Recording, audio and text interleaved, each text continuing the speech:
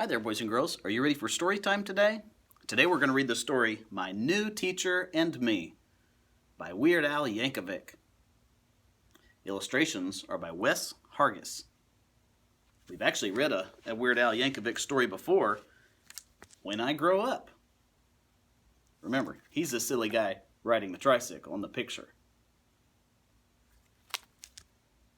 And for a friend of mine who's in the hospital, well, Joe, this book's for you, because he likes Weird Al Yankovic. My New Teacher and Me. If you watch in the story, you might see Weird Al in the book. He kind of has crazy hair and big glasses. The first day of school. It was finally here. I wonder who'd be my new teacher this year.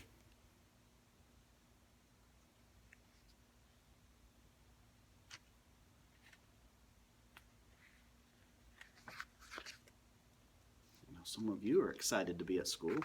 I'm excited to have you here. Then at 8:30 sharp, a tall stranger walked in. He stood by the chalkboard and stroked his long chin. He said, "I'm Mr. Booth, and I'm happy to say I'll be teaching you all about fractions today. Now open your textbooks to page number 3.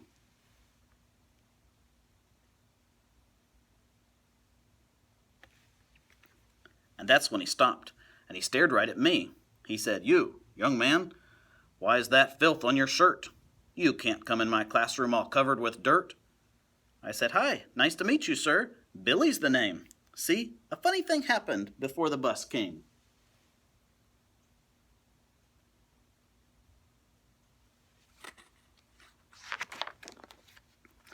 I was digging to China out in my backyard, and I almost was there when I hit something hard.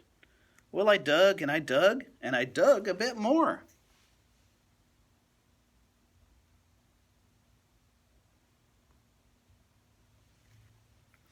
And discovered the skull of a real dinosaur.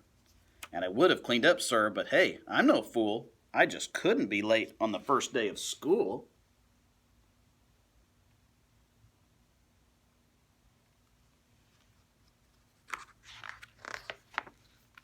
For a second or two, Mr. Booth kind of froze. Then he walked up to me and he looked down his nose. "I don't tolerate nonsense. No, not 1 degree. And your story sounds highly unlikely to me."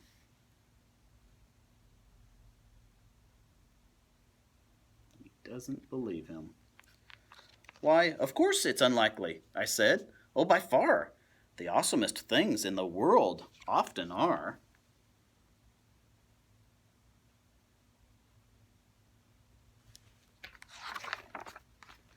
For instance, this friend of my third cousin Ned's got a farm where the dairy cows each have 2 heads.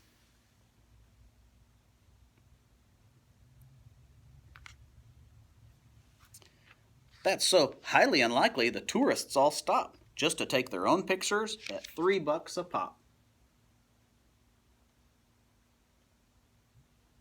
Pictures of cows with 2 heads? Is that real? "Completely ridiculous," sneered Mr. Booth. "Please stop wasting our time and just stick to the truth."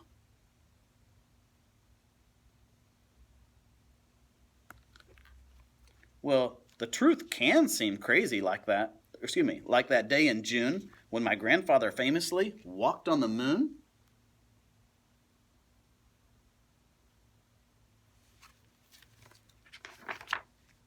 And he played ukulele while flying a kite. It was in all the papers. You've heard of it, right? You know what? My grandfather even implied someday he might take me along for the ride.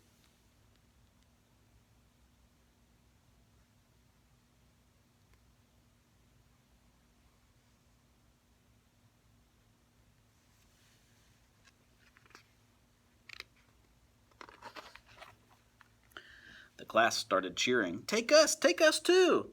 Then Mr. Booth bristled and snapped, "That'll do. Pure poppycock. Class, be quiet. Be still. He is not going off to the moon. Never will." "That's all right," I told him. "The moon is okay, but I've been to a much cooler place anyway."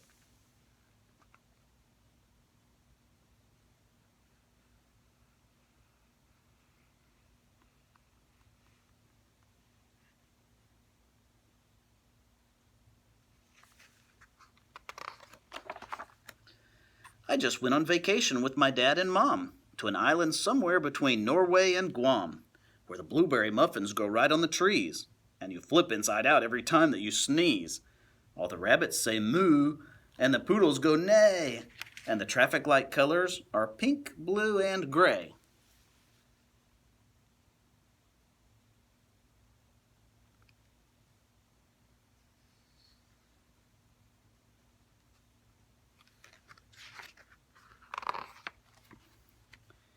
Oh, and every third Thursday, about 1:30, all the gravity stops.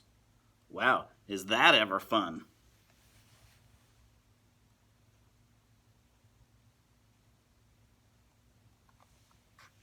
There's a squid eating contest. And hey, if you win it, they let you be king for exactly 1 minute.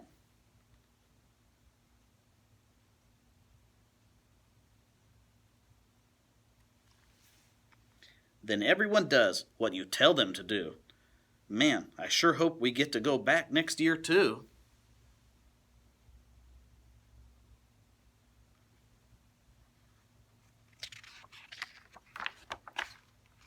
Mr. Booth didn't care for that story one bit. He furrowed his brow and said, "Okay, that's it. Admit that your stories are simply absurd. I just do not believe them, not one single word."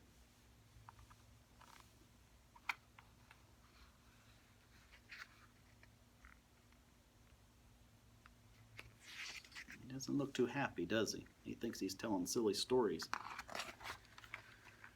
Then I cleared my throat and said, "Well, sir, just 'cause you don't believe doesn't mean it's not so. Just 'cause you can't imagine it, that doesn't mean that it simply can't be or won't ever be seen. I'll bet every great thinker and leader we've got could see all kinds of things other people could not. So then why get upset if somebody like me tries to look at the world just a bit differently?"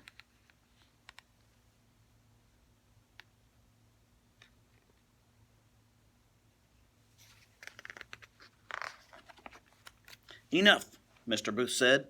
"No more of these stunts. You'll march straight to the principal's office at once."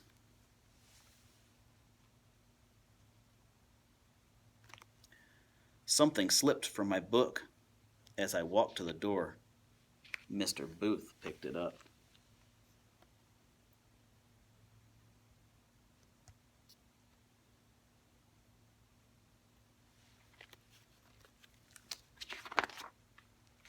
And his jaw hit the floor. It was me and a cow, with not one head but two. "Oh," I said, "I was planning to give that to you. It's a little good luck gift. I got it for free." He stared hard at the photo, then looked back at me. It's a picture of Billy with a cow and two heads. It says, "For my new teacher, Billy."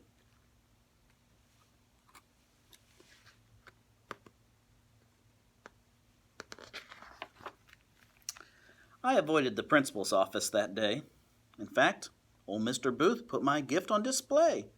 He steals a quick glance at it once in a while, and I'm not even kidding.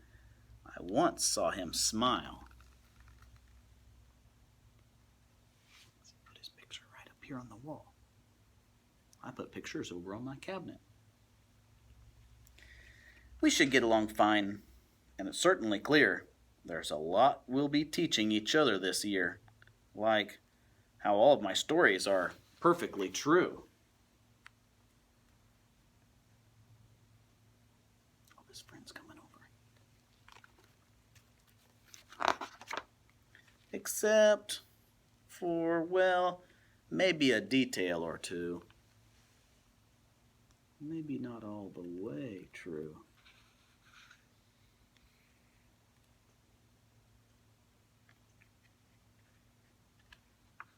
The end.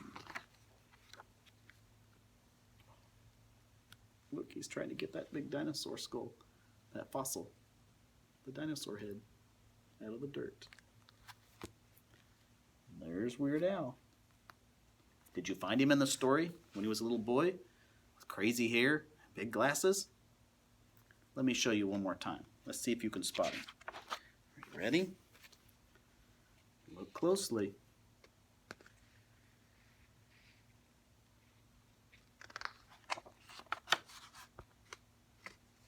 See if you can find him.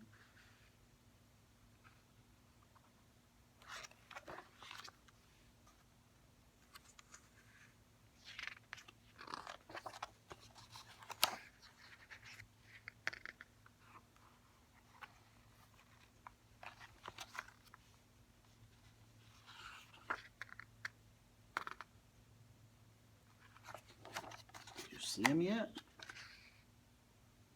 No?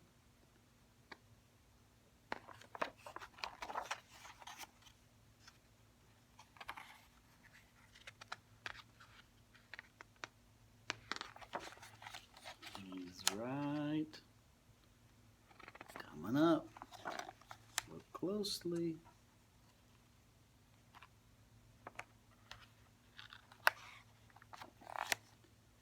Almost there. There he is. Weird Al Yankovic. Hope you enjoyed the story. See you tomorrow. Bye-bye.